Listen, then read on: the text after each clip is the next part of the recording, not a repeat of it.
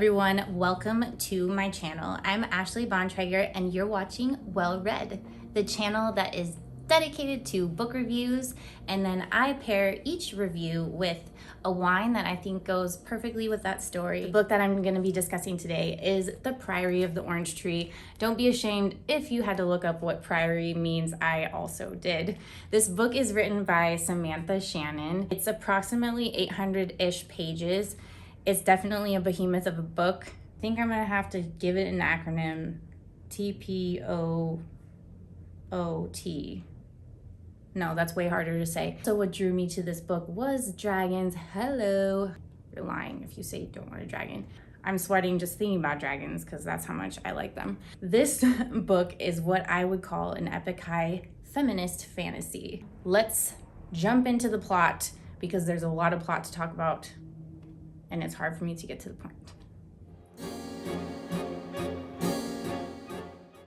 In Samantha Shannon's own words, this book takes place in a world both like and unlike ours.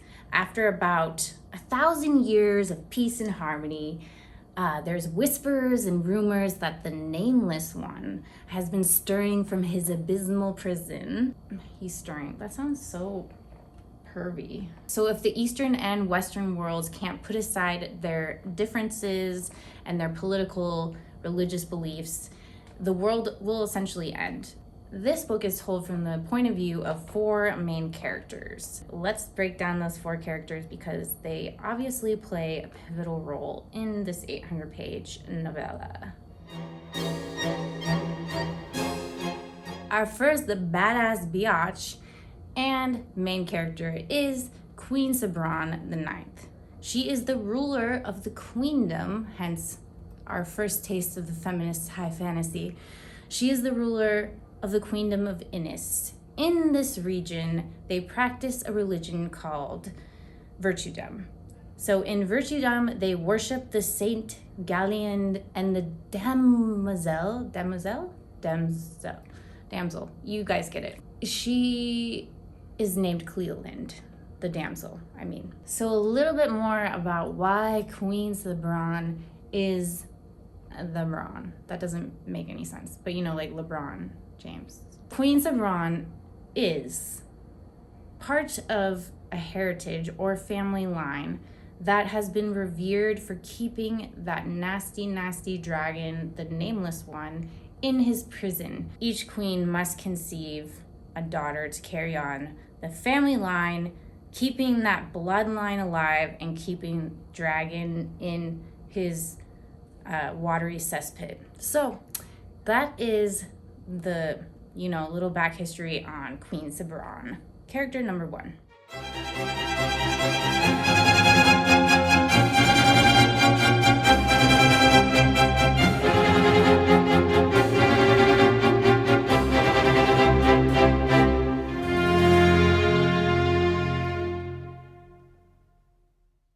Our second point of view or main character that I would like to discuss is Iad. Iad is the first time the reader is introduced to what the title of this book is all about, The Priory of the Orange Tree.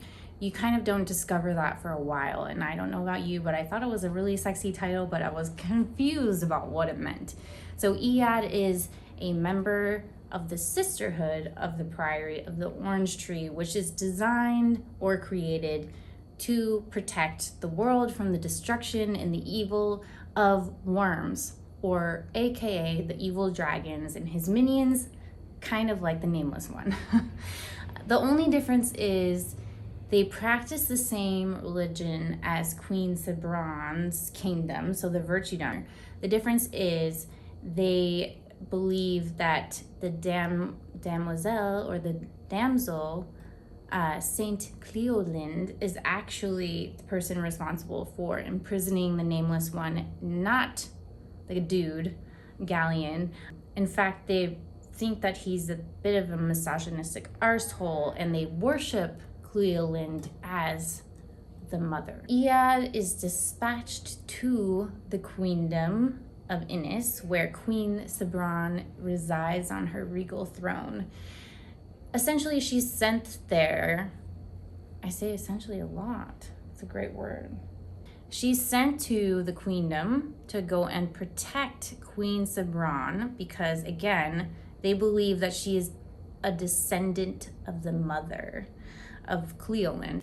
Iad is basically a bodyguard, and a bodyguard in disguise, because they want to make sure that the Nameless One stays in his prison, and they are still convinced that Sabran is a direct descendant of the mother, and that the conception of all of these baby daughters throughout all the generations is what's binding the dragon to his dungeon. The only problem is she has magical abilities, and in Virtuedom, or the Queendom of Innis, magic is not allowed. No magic allowed. She's going about the castle, ninja-ing around. I don't know if that's a word, because she is a black belt assassin. And so she has to be very stealthy about how she protects the queen with her magic without getting caught. Assassins and practicing magic in disguise are not Iad's only problems. She's got more than 99 problems. She's developing feelings, romantic feelings for the queen that she is trying to repress, on top of, her hiding behind corners and doing magical things without appearing magical, which must be hard. I wish I had that problem.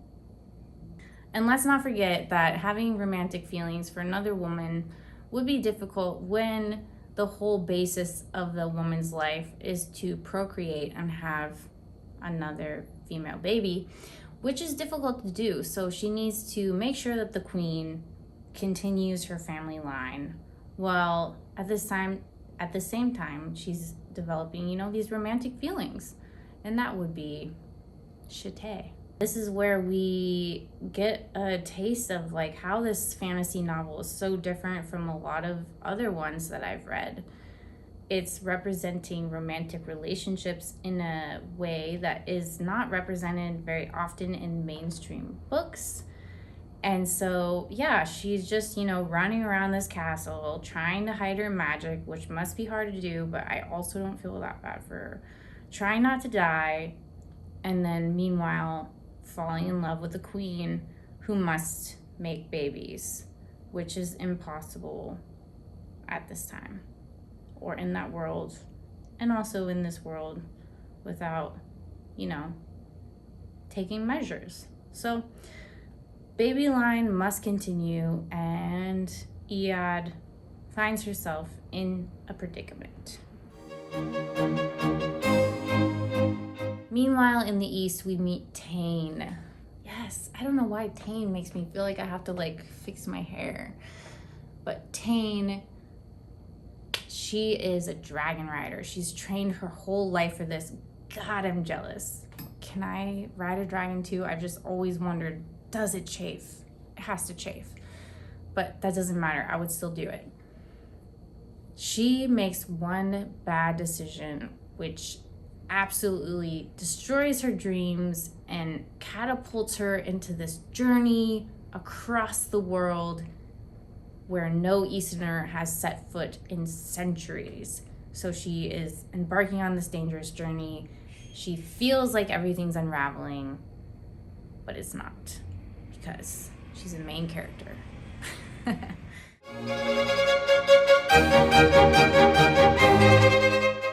And lastly, my friends, I just like to call you my friends.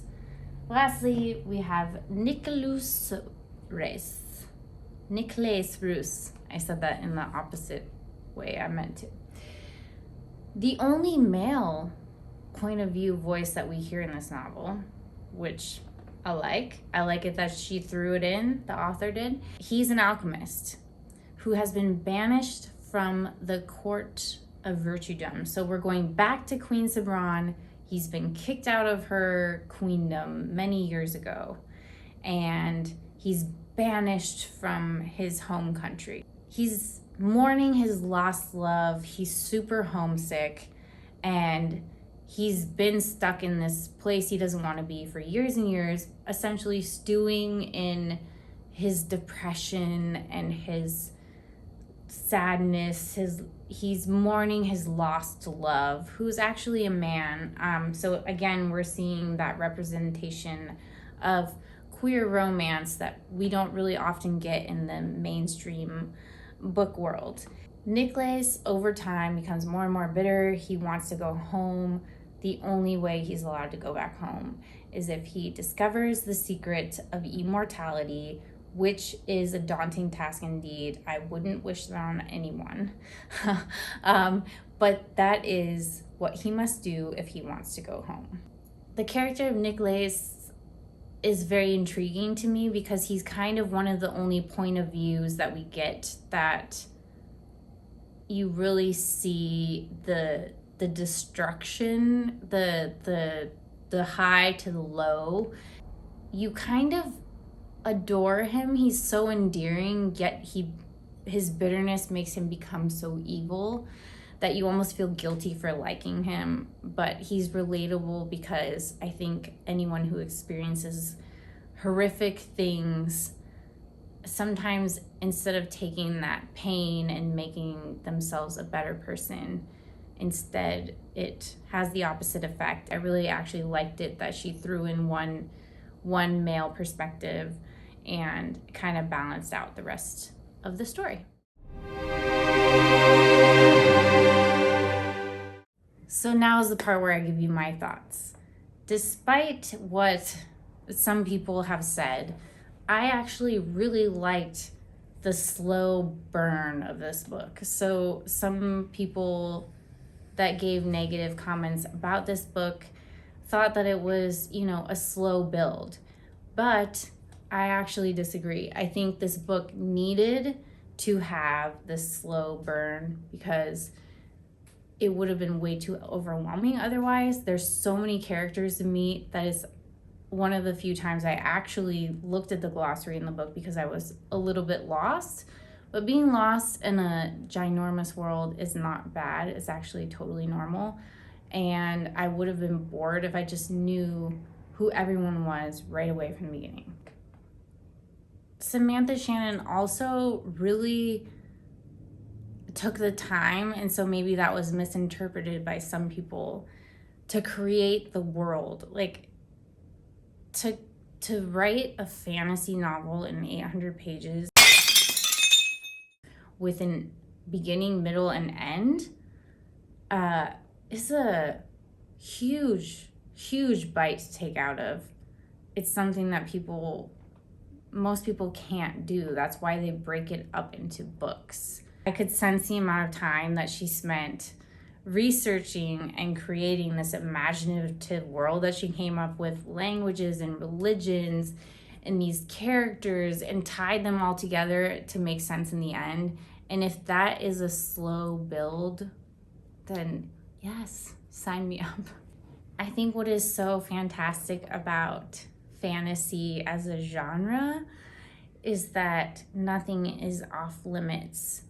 Nothing is realistic, so anything goes, anything is allowed. If there is a world where magic and dragons are possible, then why not queens and female dragon riders, girls who are setting out to save the world? I love it that this concept is being portrayed in, novels. I actually enjoyed that there was like this absence of the sexy female sidekick character to the male leading character. It was just three powerful women who did it without any assistance from men, and I think props to this book for that.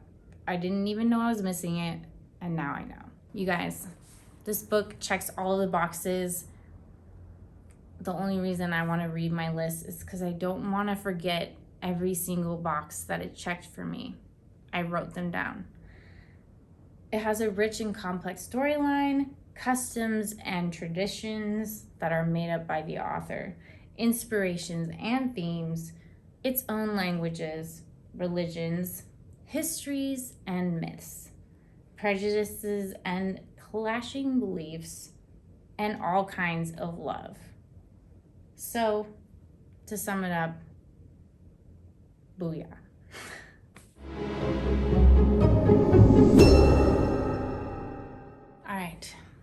I would say, as much as I love this book, I do have one complaint. There was a character, Donmata Morosa. She was just introduced so strongly to the reader, and then like the letdown was excruciating. One other disappointment I felt was the writing style about the warfare. So in fantasy, any type of battle scene or war scene is pretty important to portray to the reader. It just felt like the author didn't really know how to talk about the fighting and the battle scenes, and so she sort of skimmed over it, and I just felt a little bit let down. Those are my only two complaints about this book. Overall, I was completely swept up by the dragon, so to speak. Priory like literally had everything that a reader could ask for: magic and dragons and feminism, and at the heart of it, these characters that are so relatable even to this world and this day and age that we live in. Just seeing love represented in all different facets. Samantha's gorgeous writing just like took me to another world. I loved it. I really loved it.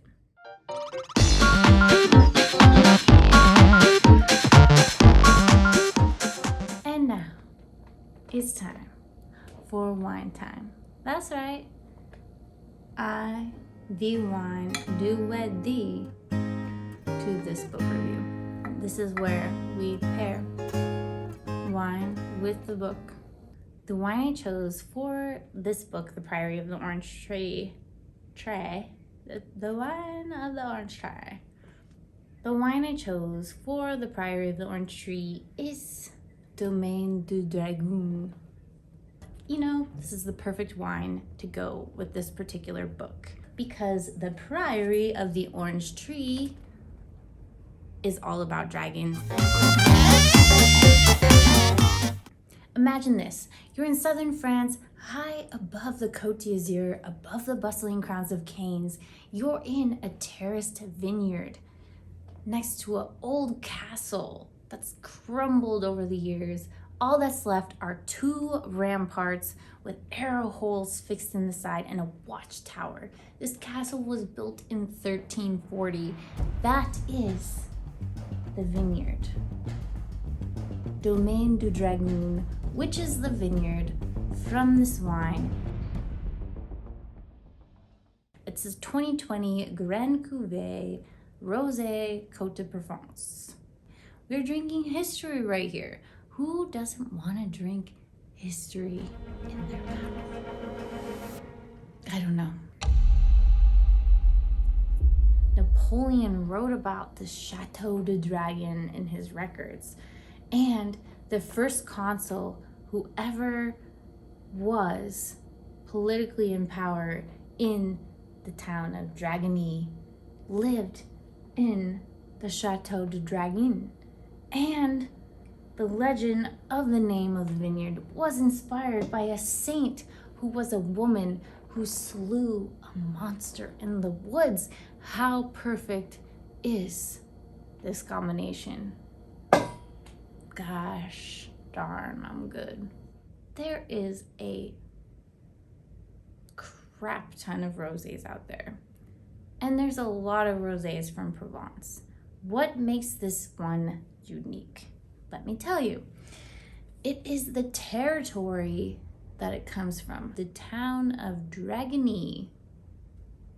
Help me with my French.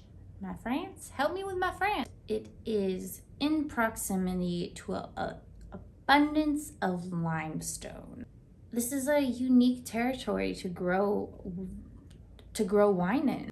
On top of the fact that there is this abundance of limestone, we're getting these crazy cool winds blowing into these forested valleys, right? And then we also are getting the southern French sun coming in. And what happens is this amazing balance, this symbiosis of earth and soil, and like chalky soil, to be explicit with my words. We come up with a very ripe and balanced rosé, all due to the geographic region of which it's grown. I'm talking too much. I was paranormal.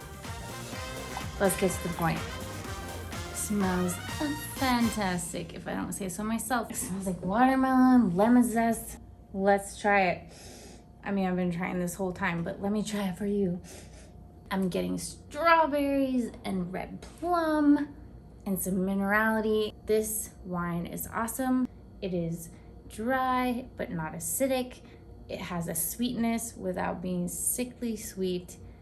I highly recommend it. Much like our novel that we discussed today, I think it's only fitting that this pink drink stands alone as better than the rest. Well, friends, it's been as hard for me as it's been for you to listen to me prattle on about this epically long fantasy novel, but it's well worth the listen and the read. So, thank you for joining me. If you haven't subscribed, I invite you to do so, but I will not force you. But I will empower you to do so. If you have a wine or a book you would like me to review, let me know. I want to do it. I rise to the challenge. Click the description below to find out more details about the wine or the book or any extra details. Again, thank you for joining me in this corner of the internet. It was my pleasure. I'll see you in the next episode of Well Read. Cheerio. It's time for the fun part. So, wine and books do go together just as great as cheese does. Oh! Can I get like a neck fan or something? I keep saying, oh. I wish I could just break this glass in my hand. This is so hard. That sounds so end of the world, but I guess it's a book about the end of the world.